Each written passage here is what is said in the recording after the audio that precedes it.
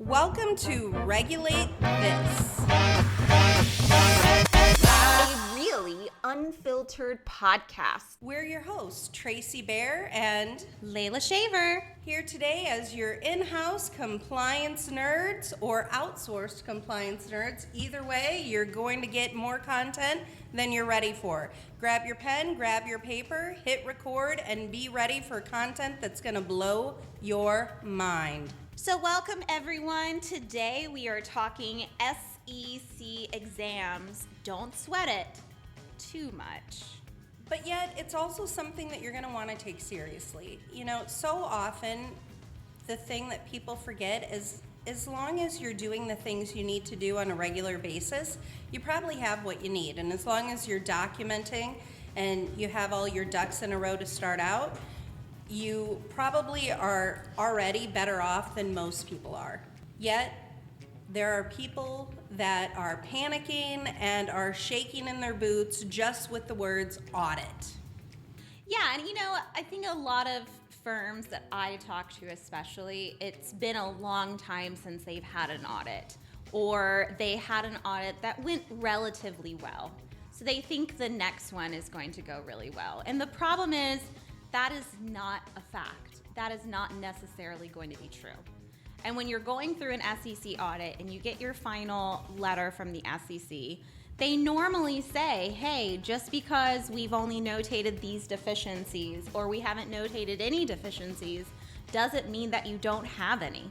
It just means that we didn't catch it during this audit. And every audit, the SEC is usually kind of primarily focused on an area of your business. So that's going to change from audit to audit. And if it's been a long time, I guarantee you it won't be like the last one you had. Also, if you've had a lot of hands in the cookie jar, you have to be careful because different people may have done different things. And depending who's sitting in the chair right now, you may not know everything that's happened since your last audit. So making sure that you actually know what's been followed, what hasn't been followed, where all of the bodies are buried and what's been done is super important. If something is asked for, do you have it? Do you not have it? Is it easy to retrieve? Well, and I think, the financial services industry is really regulated. And firms and advisors have this amazing opportunity to frankly make a shit ton of money in this industry while helping a lot of people leave behind a legacy for their families. But that means you have to be willing to deal with the regulation. You have to be willing to follow those rules. You can't sit here and tell the SEC or your state securities commission, oh, I didn't know. I didn't realize this. But I think it's also, you don't want to have, grandma's money hanging on the line and have her on the news saying that you were a bad actor and that you stole her life savings. And we know that you might have given her sound advice, but she can go out there and say what she's gonna say, and it can paint you in a really horrible light. And so making sure that you are doing the right things, making sure you're documenting what you're doing, making sure that if somebody is sending out content, if somebody's advertising in a certain way, if you're doing the things that are bringing in the business, that you're following those rules and that you're documenting those things, because sometimes you are doing the right things and the person is agreeing to what you're saying as your client. They're trusting you, and then they're disappointed with the results, and you're not guaranteeing the results because you can't. But for whatever reason, they want to hold you to a poor performance or something that they wish could have been better because they had magic thinking in the beginning where they thought, you gave them a range or you did something where they thought, oh, this is a for sure. And now all of a sudden, it didn't go as well as they thought it might, or it took a turn and they decided to stay in a little longer than they thought.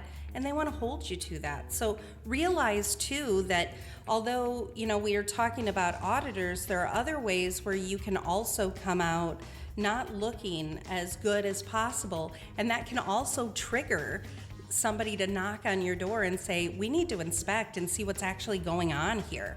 So there are lots of things that can lead to these audits. It's not just a surprise or it has been a while. It could be a client that's formalizing a complaint or something like that, that sends somebody to your door to examine and say, are you a bad actor? Is there something going on that we need to protect the general public from? And those are really serious things that, we really do need to inspect and make sure that the public is getting what they're asking for and what, frankly, the regulations are there to protect. No, you're absolutely right. There can definitely be exams that are triggered as kind of for-cause exams. They can be triggered by client complaints. They can be triggered by an anonymous tip. They can be triggered by one of your individual advisors. They can be triggered by another firm or another advisor that's not even affiliated with you. They may be investigating a whole nother firm, and that then triggers them to look more deeply into you and your firm. So there's definitely different ways in which SEC audits can be initiated. They can also be a limited scope exam, so specifically focused on anti-money laundering or cybersecurity or things like that. But it's really important when you're the CCO, and a lot of you who are CCOs are also the owner. You're also managing your own book of business. It's not enough, and I hear this all the time, it's not enough to say, we're a simple business, we're low risk, we just do stocks, bonds, and ETFs. We're just doing planning and asset management. I don't give a fuck how simple you think you are. If you haven't done email review in years, if you haven't been making sure your website's being updated and has the necessary disclosures, you are violating federal law. And if you're state registered, you're violating state law. These are not requirements that someone just pulled out of the air and is like, now you got to do it. Like, these are actually connected to rules and regulations at both the state and federal level that you are required to comply with. Right, and also follow your own policies.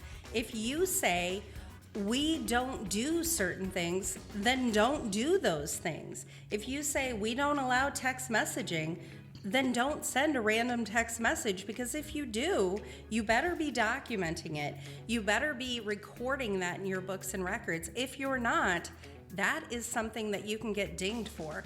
Also, if you know your stuff, you have the courage, you have the confidence to be able to push back, because that's another thing. When people are afraid, when they're not sure of what's happening in their own business, a lot of times they want to give the regulators everything and more, and that can also expose you to risk. If you give them too much or more than they ask for, you're opening up sometimes a can of worms. You want to make sure you're giving them enough so that they can see it and say, we're good, not too much that you're now exposing yourself to a more broad audit. No, you're exactly right.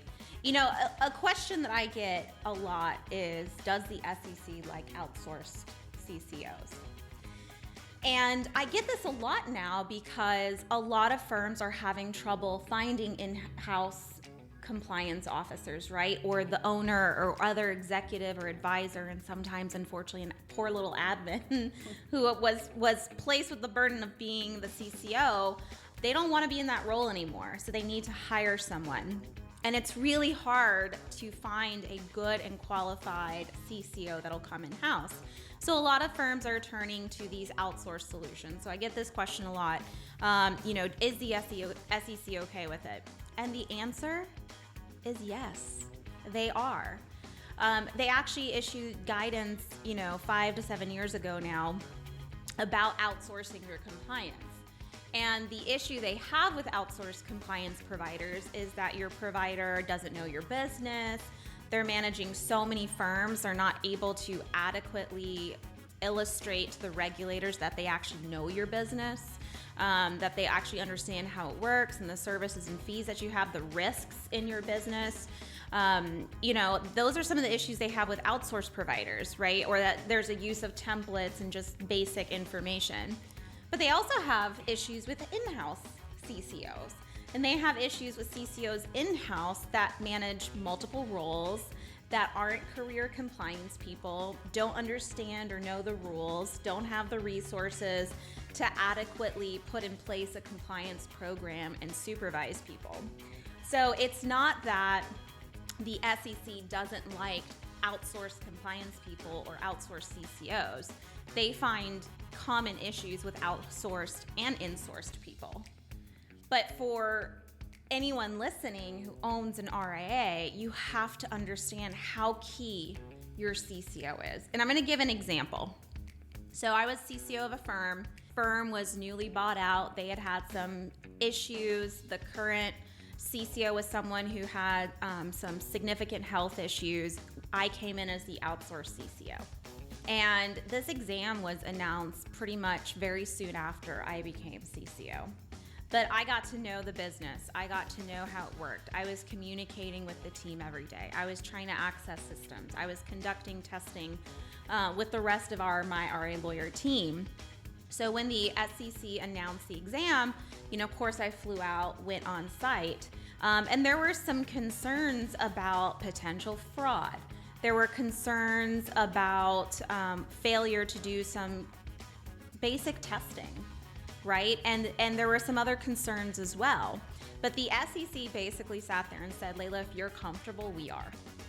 And that's what you get from a really strong CCO, is when they can really stick up for your company, when they can adequately talk about how your firm's working, when they can identify these are all the risks and deficiencies I've already notated, this is the plan of recourse and how we're going to remediate those issues. You are showing not only confidence, but you're showing a mastery or really core understanding of how this business works.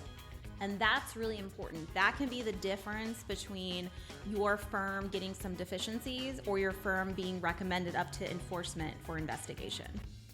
Well, and I think a key point to what you're saying is there's a huge difference between abdication and delegation. Yeah.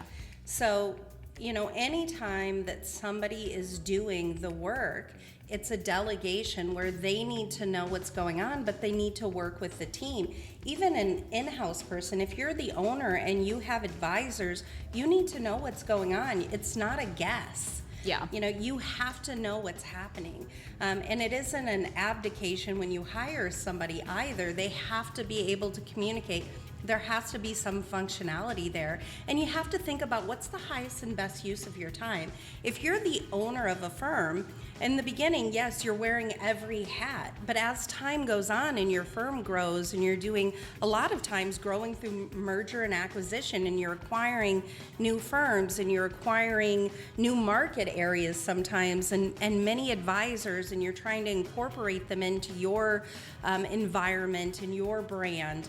You're looking at sales, you're looking at marketing, you're trying to bring in income to be able to pay for all of this. You're trying to make sure that, your bookkeeping is there. You're doing all of the things you need to do with your owner hat on, and sometimes your sales cap on, and all of the other hats you're wearing. Sometimes compliance slips off. Mm-hmm. And that's especially true if you're an admin that got assigned it. It's like a monkey on your back that you're like, oh, I'll get to it when I can. And unfortunately, sometimes that's the last thing. But then when the regulators come in, if that was the last thing, there's a lot of stuff that doesn't get done. The testing doesn't get done, or at least to the standard that it should be. A lot of the documentation isn't there. A lot of it isn't consistent. A lot of the things that need to be done on a regular basis to make sure that you have adequate performance and you know what's happening, especially in all of those new markets you're acquiring, isn't there.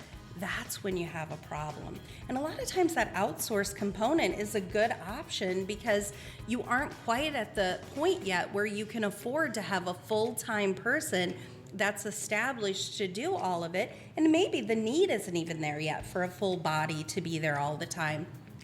And you don't have to pay the taxes and the benefits and all of that stuff. So the outsourced makes sense financially, but it also makes sense with the work product that's needed and the time that's needed. And when you're thinking about that with the outsourced component, it allows somebody to be dedicated and to have that agreement with you where their sole purpose is to come in and only do that function. They're not going to get sidetracked. It's not going to be a shuffle of priorities on a daily basis. Their job is to make you a priority. So it's a different mindset and a different mentality. And then as you grow and expand, if they're a correct outsourced tool that you're using, a correct outsourced partner that you're using, they're going to help you establish an environment that grows with you and works for you, and a foundation that's going to be ready to take on that in-source person. And they're not there to be with you forever. They're there to be with you so that they can help you through a transition.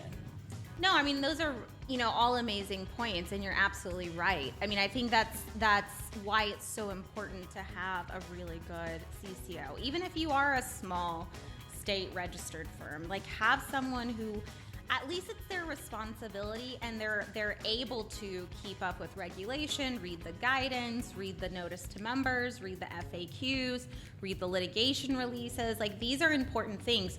All this information that's available on the SEC's website, the SEC doesn't put it there for themselves.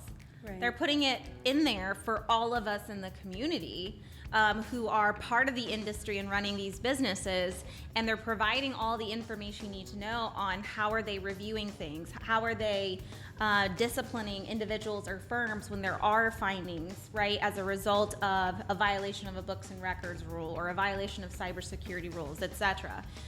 So it's super important to keep up with that. But it's funny because one of the other questions I get from advisors is, at what point, because, I mean, listen, let's be real. A lot of you are bootstrapping. You're a solo practitioner. You want to grow. I don't speak to very many people that actually like being CCO.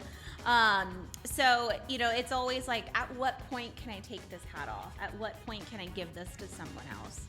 And my whole thing is, if you give it to someone else, if you hand the baton off to another person, are you able to adequately supervise them? Are you able to adequately ensure that they're doing what they're supposed to be doing? We talk to so many firms that come on with us as clients, and we start digging into what's been done by their former CCO, and we can't find anything. Right. So, when does it make sense? When are you ready to get rid of it? When are you ready to get rid of the role of CCO, right? Like, it doesn't matter the size. It's when you're ready to hand over the baton.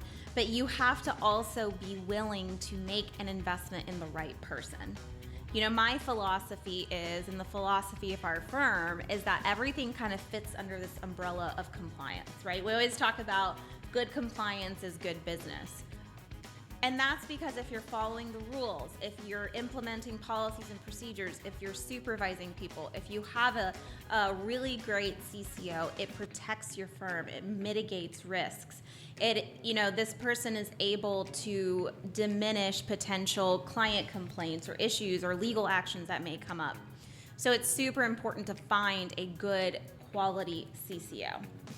And when it comes to outsourced solutions, there are a lot of vendors out there. And like anything else, on a spectrum, there's some that just suck horribly, and there are others that are really great. And then there's a bunch in between. So it's being really honest about yourself. If your Starbucks budget is more than your compliance budget, there's problems. Let's be really honest with ourselves. It's become more expensive to be in this industry. We have to utilize technology to keep up. We have to utilize,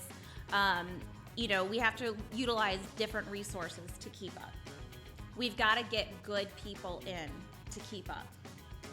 Definitely, and I think one of the great points you made too, if you are bootstrapping, if you are somebody that's a solo practitioner that's starting out and you feel like, I'm not at that point yet, there are things that you can do. You talked about all of the things that are out there that you can review, all of the different trainings, all of the resources, there are conferences, there are things.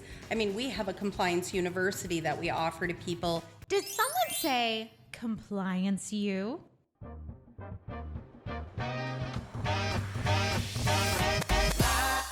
With Compliance University, you're going to learn the why behind everything you're doing. What are the rules? What are the regulations? What are the requirements? What are you trying to protect and safeguard?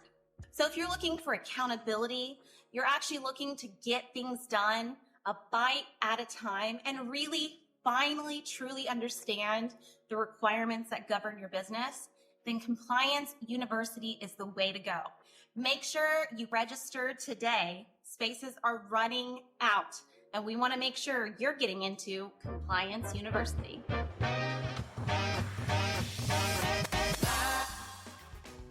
We train their internal people, whether it's the owner, whether it's somebody on staff, so that they learn compliance and are able to build that healthy foundation and kickstart their own program. But if you're larger than that and you're thinking about outsourcing, I mean, it's really important because R&R isn't rest and relaxation. It's risk and responsibility. And if you're offloading that, you aren't offloading the risk and responsibility. You're shifting it. You still own it.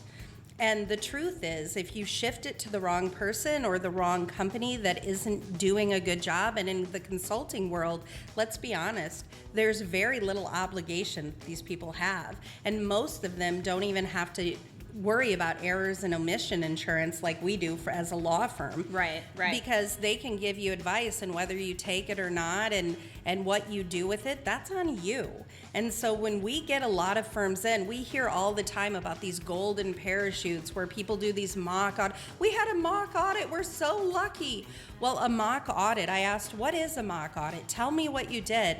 And they said, they came in and they gave us a 5-page questionnaire. It was on paper. And I said, if an auditor ever comes in and gives you a 5-page questionnaire and you fill it out and you hand it to them and they tell you good day and give you a high five, buy a lottery ticket because you're going to win, because that will never happen. No, you're absolutely right. So when we talk about mock exams, the question is, what does the SEC do? I promise you it's not a 5-page questionnaire, right, to your point. So what you get is an initial call announcing your exam. They follow up with a letter with all of the items they're asking for. And they want to have client lists. They want to have your financial records. They want to have your policies and procedures, your ADV filings. They want to have evidence of testing, and it's going to be a variety of different testing they may request. They're going to want to know about cybersecurity. They're going to want to know about compliance issues within your firm. Have you documented it? Is there anyone who's violated your internal policies and procedures? So they ask all these questions, and it's a time-consuming process to gather all the information and provide it. And with some of the information you're gathering, you actually have to specifically format it in a specific way for the SEC. So it's no small task. And then additionally, the request usually covers a period of 12 to 18 months, because under the books and records rule, you're supposed to have the last 24 months of records in an easily accessible place. So because there's that rule, they're not giving you more than a week or two to get this stuff together as well. Mm-hmm. So you get a call out of the blue, you get this list, it covers, 12 to 24 months, let's say. You've got a week or two to hand it all over. You've got to format it in a specific way. And that's just the first piece.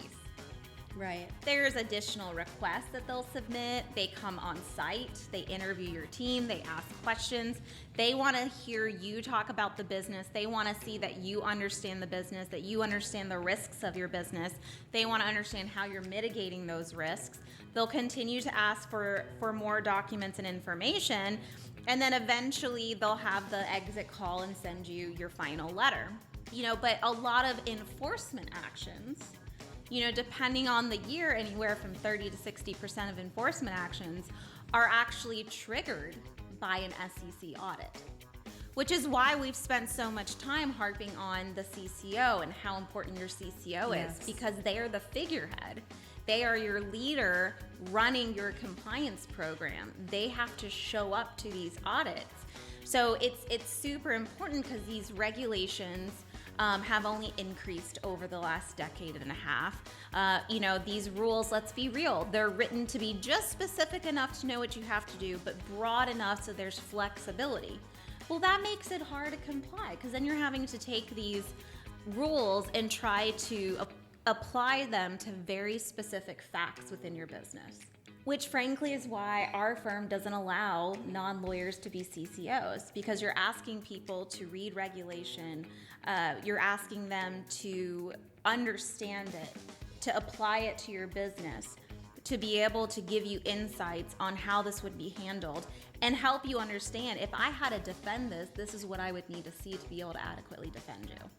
Exactly. And something that I found alarming was the number of people that have called in, the number of business owners, the number of firms that have called our organization and have said, you know, I've had this consultant for, and you can fill in the blank number of years, 2 years, 5 years, 10 years, some, 15 years. Mm-hmm. And I received a deficiency letter, or I received an audit letter, and they said they can't help me. And the reason for this is they had 80 to 100 clients. Well, when you think about that, those consultants are playing the law of averages. And the law of averages says this percentage will get dinged and they will get audited. And as long as it's only this percentage, I should be fine. I should have the bandwidth and the capacity to help those folks out.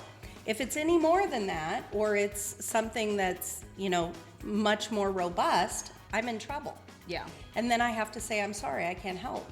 And those are the firms that when we peel back the layers of the onion, we find where all the bodies are buried. We have to exhume them. We have to correct everything. And once we do, then we have to go into maintenance mode after that. And it's amazing what we find. Yeah, no, I think what everyone who's listening in should take from all of this is that audits are really important for regulators, right? It's an opportunity to come into your business and see what you're doing, right? At the end of the day, you are holding people's livelihoods. You're holding their life savings, that you're holding their family's legacies. You are the difference between someone being able to retire comfortably or having to get a job at the grocery store after they've retired, right? Like, you have a lot of responsibility. And with great power comes great responsibility, right? So this is where regulators really want to come in and see that you're taking that responsibility really seriously, that you're putting in the time and resources and energy to ensure that your firm is conforming with the rules and regulations that you're subject to. So these audits are super important. The auditors also, when they come in, they create a risk profile of your business. Your risk profile determines how often they're coming back in.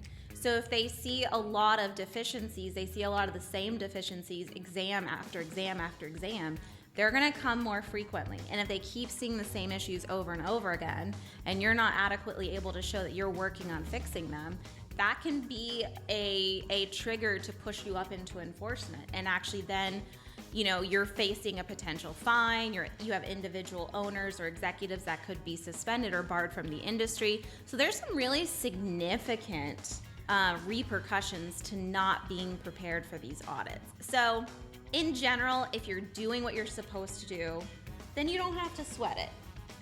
And don't give the regulators a reason to exist. What in the hell are you doing out there? Realize that when they come in and audit and they find things, it gives them the ability to say, this is why we're here. We're here to show people that we find these things, we penalize people for these things, and we're protecting the public, which is exactly why they're there. But it also gives them the platform and the ability to have a job. So all of you are allowing regulators to be there and create more regulators. So if you don't want to be regulated, then do the right things. Be a good actor, hire the correct CCO or the correct outsourced CCO, and do your due diligence. Essentially, be a big boy and girl and act like a responsible entrepreneur, right? Exactly. You got into this business, you have a lot of opportunity in this business, take it seriously. Yep, have a plan. Have a plan, execute it, put it in place. So, it's about being proactive. Stop being so responsive, right? Be proactive, plan ahead, think ahead. So, I think that's where a lot of people are nervous. They're sweating this idea of like, I have an audit, I'm going to have an audit, I'm overdue for an audit. And it's like, at the end of the day, it's not hard to show that you're trying. It's not hard to show that you're taking the right measures and steps to comply with the rules and regulations that you're subject to. You just need a great partner. Exactly. You need to show what you have done and what you're going to do or what you are putting in place. And if you have the right partner, you're going to be able to do that. Even if you don't know how, they will know how. And we've been, with many people hand in hand, helping them through that. And it's, for them, when it started out, it was something that they were scared about. They were, going to lose sleep over it. And in the end, it was something that they were able to breathe through, get through, and breathe easy afterwards. And it wasn't as scary. It wasn't the big, audacious thing they thought it was going to be. So I'm going to leave our listeners with one more story to kind of illustrate why it's so important to find the right CCO. So we'd been working with this company for a while. They decided it was time to insource CCO. And they did. And the funny thing is, I had actually interviewed their CCO for a position at our firm. And I had determined that she didn't have the right experience, and frankly, she didn't really have the desire to be in compliance. So imagine my shock when she showed up as CCO for our client. And, that's fine. They transitioned off our platform, and we spent some time kind of getting the CCO up to speed. But one of my team members came up to me and said, it's funny because the CCO mentioned that she goes to Reddit for her compliance news. And I'm just like, jaw on the ground. Are you fucking kidding me? With all the resources out there on the SEC's website. Hell, there's law firms like ours that put out content all the time.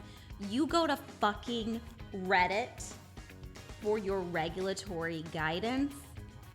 Well, how do you think she's gonna do during an audit, guys? Not good. Nope. So, I think exams are something you got to take seriously. Give them the respect they're due.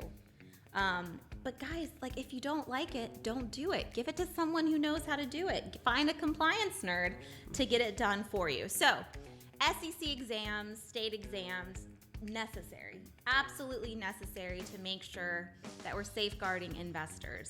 But it's not a reason to not put in the time and resources to make sure you're protecting your firm, right? Failure to comply can put you out of business. Don't do that to yourself. Don't do that to your family. Don't do that to your team members. Don't do it to their families. Take this shit seriously. You don't want to look at your spouse or your children and say, sorry, spent our nest egg, spent our children's college fund because I was too cheap to focus on compliance, and now I've been penalized and have so many fines that this is the only way I can try to keep the business afloat.